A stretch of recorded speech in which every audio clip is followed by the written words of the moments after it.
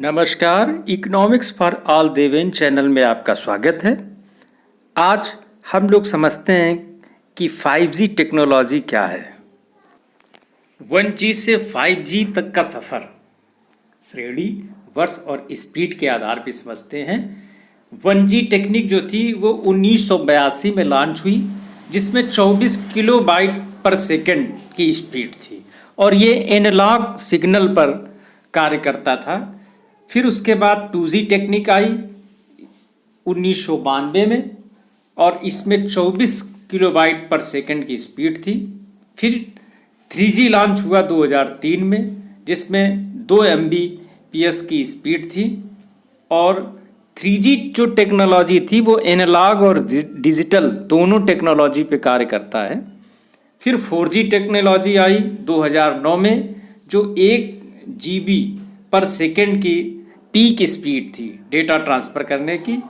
और उसके बाद 5G टेक्नोलॉजी आई 2020 में, जिसकी पीक स्पीड जो है वो 20 GB पर सेकंड की।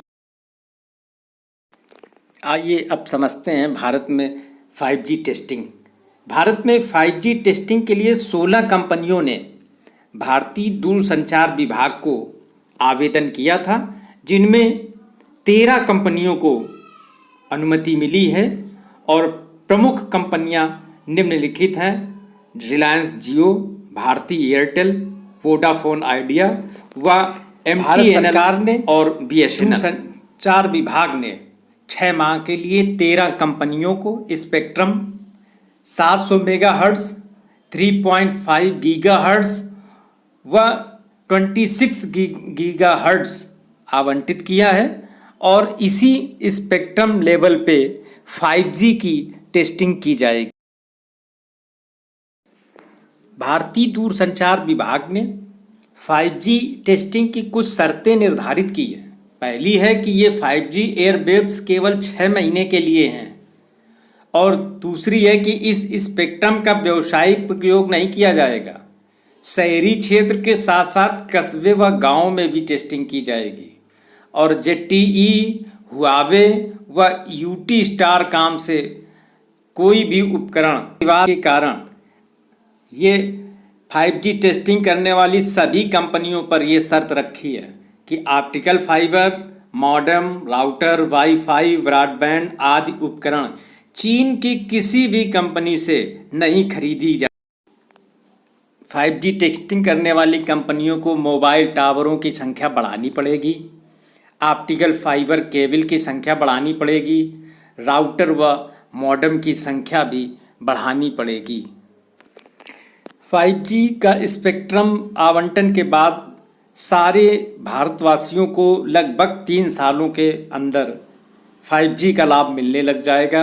इससे निम्नलिखित लाभ होंगे: telemedicine, tele education, banking system में परिवर्तन आएगा, कृषि क्षेत्र में, रक्षा क्षेत्र में, गेम खेलने की टेक्नोलॉजी में परिवर्तन आएगा, ड्राइवरलेस कार हो जाएंगी, वर्चुअल रियलिटी आदि कई परिवर्तन होंगे। वर्तमान समय में विश्व में 5G की क्या स्थिति है? केवल 59 देशों में 118 कंपनियां 5G सेवाएं दे रही हैं। विश्व की मात्र 7% जनसंख्या ही 5G का प्रयोग कर रही है। सन 2025 तक लगभग 20% वैश्विक आबादी जो है 5G का प्रयोग करेगी। अब समझते हैं कि डेटा पैक की कीमत क्या होगी। वर्तमान समय में जिन देशों में 5G सेवाएं चल रही हैं, उन देशों में 30 GB डाटा का मूल्य जो है रुपए में 600 से 1200 रुपये तक की है। इस प्रकार से लगभग भारत में, चूँकि भारत में सभी कंपनियों के बीच में गला काट प्रतियोगिता चल रही है, इसलिए यहाँ पर 5G के दाम भी कम होंगे। 5G टेस्टिंग को लेकर के फिल्म एक्ट्रेस जूही चावला ने हाई कोर्ट में रिट दायर की है। उनका कहना है कि 5G टेक्नोलॉजी के इम्प्लीमेशन से पहले रेडिएशन की जांच होनी चाहिए, रेडिएशन का अध्ययन किया जाना चाहिए।